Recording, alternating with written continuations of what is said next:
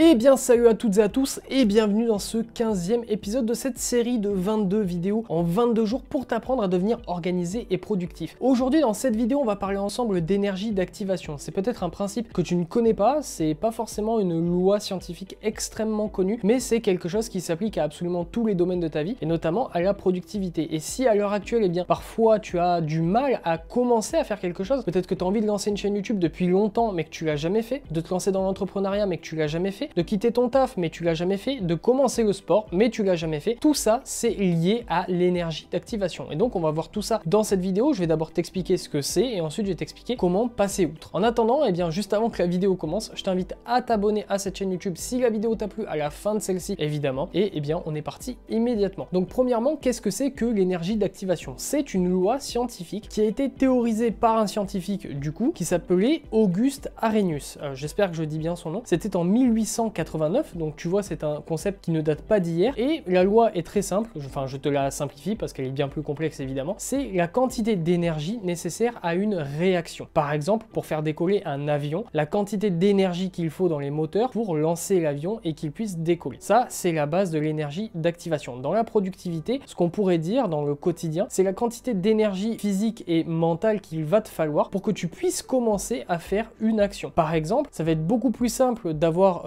imaginons que là de suite, je te dise, fais une pompe, ok? Tu fais juste une seule pompe, ça va te demander beaucoup moins d'énergie, tu vas être capable de le faire, que si je te disais, fais 1500 pompes. Pourquoi? Parce que, alors déjà 1500 pompes, peut-être que tu n'y arrives pas, mais ce que je veux dire, c'est que mentalement, faire une pompe, et physiquement, ça va pas trop te demander d'énergie au final, d'activation. Par contre, en faire beaucoup plus, ça va être beaucoup plus compliqué. Et c'est pour ça que la plupart des gens ne se mettent pas au sport alors qu'ils veulent se mettre au sport. Parce que l'énergie nécessaire à l'engagement d'aller au sport est énorme, hein, littéralement. C'est beaucoup d'énergie qui va être demandée à ton corps et à ton esprit. C'est pour ça que la plupart des gens trouvent l'énergie nécessaire d'aller à la salle pour s'inscrire, parce que ça, c'est pas compliqué, il faut juste y aller en voiture et sortir sa carte bleue. Par contre, une fois qu'ils sont inscrits, ils y vont pas, parce que là, ça demande beaucoup plus d'énergie. Donc au final, on peut résumer ça avec la phrase suivante: plus une action est difficile, plus elle va demander d'énergie d'activation, donc moins tu vas avoir de chances de la faire, et plus une tâche est facile, moins elle va te demander d'énergie d'activation, et donc plus tu as de chances de la faire. Mais alors du coup, comment passer outre? Parce que du coup, si tu veux lancer une entreprise par exemple,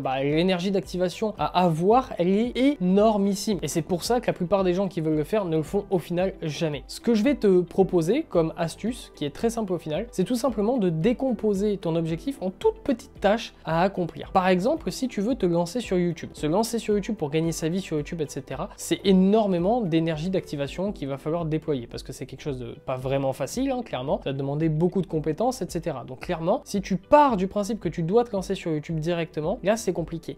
Maintenant, si tu décomposes ça avec juste la première étape, c'est créer ta chaîne. Créer ta chaîne, c'est vraiment pas compliqué. Tu as besoin d'une adresse Gmail, si t'en as pas, ça prend 5 minutes à faire, et ensuite aller sur YouTube et créer ton compte YouTube. Honnêtement, il n'y a pas besoin d'énergie d'activation à outrance pour pouvoir arriver à faire ça. Mais en attendant, tu auras fait une première action.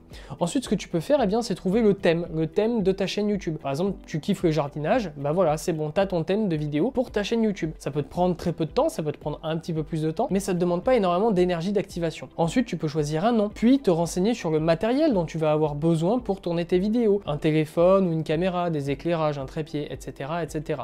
Ensuite, tu vas pouvoir écrire une toute première vidéo, puis tourner cette première vidéo, et la monter et l'uploader, etc., etc. Au final, là, je sais pas combien d'actions je t'ai cité, peut-être 8, peut-être 10, qui sont des toutes petites actions qui vont les unes après les autres te demander très peu d'énergie d'activation au final. Mais au final, une fois que tu auras fini ces 10 actions, tu auras une chaîne YouTube avec un sujet, un nom, une première vidéo. Et voilà, t'es lancé sur YouTube, ton aventure peut enfin commencer.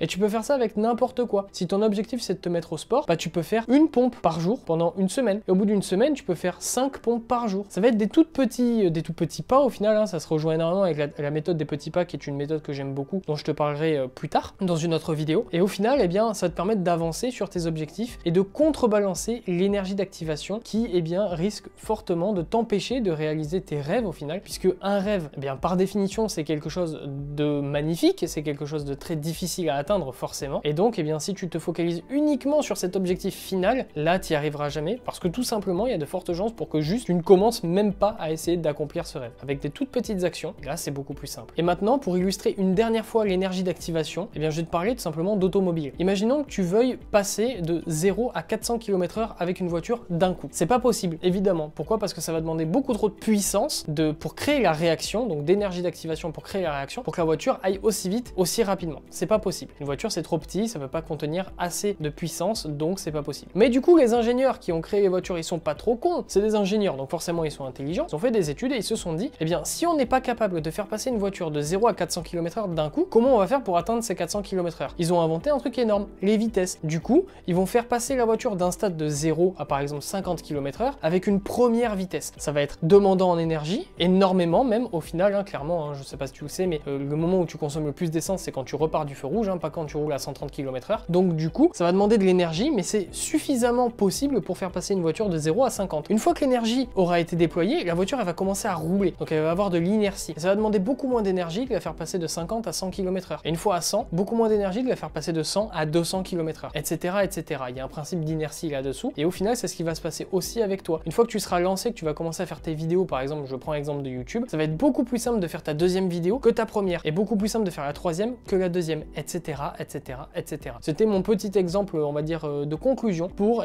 bien te faire comprendre l'énergie d'activation et comment faire en sorte pour passer outre. Donc voilà, cette vidéo est à présent terminée. J'espère qu'elle t'a plu. Si elle t'a plu, n'hésite pas à me le faire savoir dans les commentaires, à t'abonner à cette chaîne YouTube si la vidéo t'a aidé, évidemment. Si elle ne t'a pas aidé, eh bien, je ne mérite pas ton abonnement. Je suis, un mauvais youtubeur.